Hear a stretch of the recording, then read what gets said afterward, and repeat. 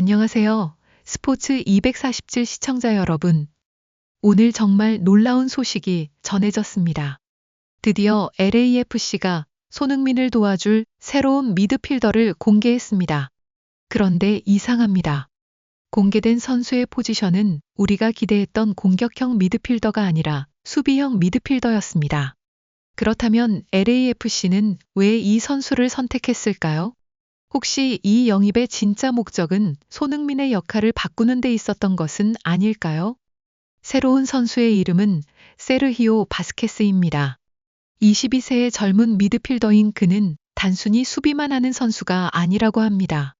빠른 순간 스피드와 전진 드리블, 그리고 뛰어난 활동량까지 갖췄다는 평가를 받고 있습니다. 만약 이 능력이 MLS에서도 그대로 나타난다면 손흥민에게 엄청난 변화가 생길 수도 있습니다. 오늘 스포츠 247에서는 그 이유를 하나씩 파헤쳐 보겠습니다. 영상이 재미있으시다면 좋아요와 구독도 꼭 부탁드립니다. 그럼 지금부터 시작하겠습니다. 여기서부터가 정말 중요합니다. 세르히오 바스케스를 단순한 수비형 미드필더로만 생각하면 안 됩니다. 이 선수에게는 기존 LAFC 미드필더들과 비교했을 때 눈에 띄는 특징이 있습니다. 바로 순간적인 스피드와 공을 가지고 전진하는 능력입니다. 특히 볼을 잡은 뒤 앞으로 치고 나가는 속도가 상당히 빠르다고 평가받고 있습니다.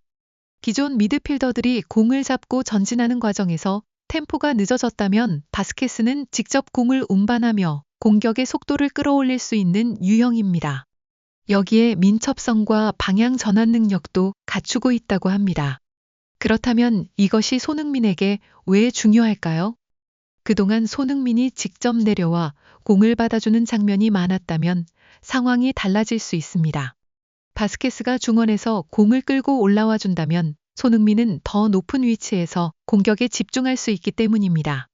물론 이것은 아직 하나의 가능성에 불과합니다. 하지만 만약 실제 경기에서도 이런 모습이 나타난다면 이야기는 완전히 달라집니다. 손흥민이 더 이상 공을 운반하는 역할까지 맡지 않아도 된다면 과연 어떤 장면이 만들어질까요? 스포츠 247에서 계속 파헤쳐 보겠습니다. 그렇다면 이제 가장 중요한 질문을 해보겠습니다. 과연 세르히오 바스케스는 손흥민과 어떤 조합을 만들 수 있을까요? 사실 손흥민에게 필요한 것은 또 한 명의 공격수가 아닐 수도 있습니다. 오히려 손흥민이 공격에만 집중할 수 있도록 중원에서 공을 운반해주는 선수가 더 중요할 수 있습니다. 그동안 LAFC에서 손흥민이 직접 내려와 공을 받아주는 장면이 있었다면 새로운 변화가 생길 가능성이 있습니다. 바스케스가 중원에서 공을 잡고 빠르게 전진한다면 손흥민은 굳이 깊은 위치까지 내려올 필요가 없습니다. 그리고 바로 그 순간 손흥민의 가장 무서운 장점이 살아날 수 있습니다. 바로 수비 뒷공간을 파고드는 움직임입니다. 가정해 보겠습니다. 바스케스가 상대의 압박을 벗겨내고 빠르게 전진합니다. 그 순간 손흥민이 수비 뒷공간으로 뛰어갑니다. 바스케스가 한 번의 전진 패스를 선택한다면 단숨에 공격 기회가 만들어질 수 있습니다. 물론 실제 경기에서 반드시 이런 장면이 나온다는 의미는 아닙니다. 하지만 이런 조합이 제대로 맞아떨어진다면 손흥민의 공격 기회는 지금보다 훨씬 많아질 가능성이 있습니다. 그렇다면 LAFC는 정말 이런 그림까지 계산하고 바스케스를 영입한 것일까요? 다음 이야기에서는 이 영입 뒤에 숨겨진 또 다른 가능성을 살펴보겠습니다. 그런데 여기서 한 가지 의문이 생깁니다. LAFC는 왜 수비형 미드필더인 바스케스를 선택했을까요? 단순히 중원의 숫자를 늘리기 위한 영입이었다면 굳이 이렇게 큰 관심을 받을 이유는 없습니다. 하지만 바스케스의 특징을 하나씩 살펴보면 이야기가 달라집니다. 이 선수는 수비뿐만 아니라 공을 직접 운반하면서 공격에 가담할 수 있는 유형입니다. 특히 빠른 스피드와 활동량을 바탕으로 중원에서 공격 전환의 속도를 높일 가능성이 있습니다. 만약 바스케스가 MLS에서도 이런 장점을 보여준다면 LAFC의 공격 방식 자체가 달라질 수도 있습니다. 그리고 가장 큰 수혜자는 손흥민이 될 가능성이 있습니다. 가정해 보겠습니다. 바스케스가 상대 압박을 받아도 직접 공을 끌고 전진합니다. 수비수들이 바스케스를 막기 위해 앞으로 나오면 그 순간 손흥민에게 공간이 생길 수 있습니다. 반대로 수비가 손흥민을 집중적으로 막는다면 바스케스가 직접 전진하거나 슈팅을 선택할 수도 있습니다. 이렇게 된다면 상대 수비 입장에서는 두 선수를 동시에 신경 써야 합니다. 물론 이것은 현재 확인된 전술이 아니라 하나의 가능성입니다. 하지만 만약 LAFC가 실제로 이런 움직임을 준비하고 있었다면 이번 영입의 의미는 상당히 커집니다. 결국 바스케스의 역할은 단순히 수비를 담당하는 미드필더가 아니라 손흥민을 더 높은 위치에서 뛰게 만드는 연결고리가 될 수도 있습니다. 그렇다면 마지막으로 남은 문제는 단 하나입니다. 바스케스가 과연 MLS라는 새로운 무대에서도 자신의 장점을 증명할 수 있을까요?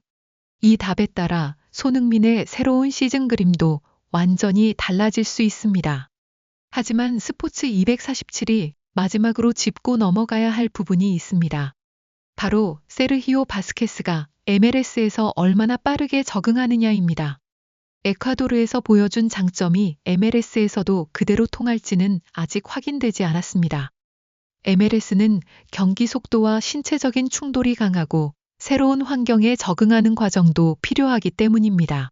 따라서 지금 당장 바스케스를 손흥민의 완벽한 파트너라고 단정할 수는 없습니다. 하지만 가능성만큼은 상당히 흥미롭습니다. 만약 바스케스가 중원에서 빠르게 공을 운반하고 전방으로 연결하는 모습을 보여준다면 LAFC의 공격 전개에도 변화가 생길 수 있습니다. 그리고 그 변화의 중심에는 손흥민이 있을 가능성이 있습니다. 손흥민이 더 이상 깊은 위치까지 내려오지 않고 공격에 집중할 수 있다면 어떨까요? 수비 뒷공간을 향한 움직임도 더 많아질 수 있습니다. 박스 근처에서 공을 받을 기회도 늘어날 수 있습니다. 그렇게 된다면 우리가 기대했던 손흥민의 득점력이 다시 살아나는 장면도 충분히 상상해 볼 수 있습니다. 물론 이것은 아직 하나의 가설입니다. 결국 모든 것은 바스케스가 MLS에서 어떤 모습을 보여주느냐에 달려 있습니다. 빠르게 적응한다면 손흥민에게 새로운 조력자가 될 수 있습니다. 반대로 적응에 시간이 걸린다면 우리가 기대했던 효과도 조금 늦어질 수 있습니다. 그렇다면 바스케스는 정말 손흥민의 새로운 공격 파트너가 될 수 있을까요? 아니면 MLS의 높은 벽 앞에서 예상보다 긴 적응기를 보내게 될까요? 앞으로 첫 경기에서 두 선수의 호흡이 어떤 모습으로 나타날지 지켜봐야 합니다. 스포츠 247은 손흥민과 LAFC의 새로운 소식을 계속해서 빠르게 전해드리겠습니다. 오늘 영상이 도움이 되셨다면 좋아요와 구독 부탁드립니다. 시청해주신 여러분 진심으로 감사합니다.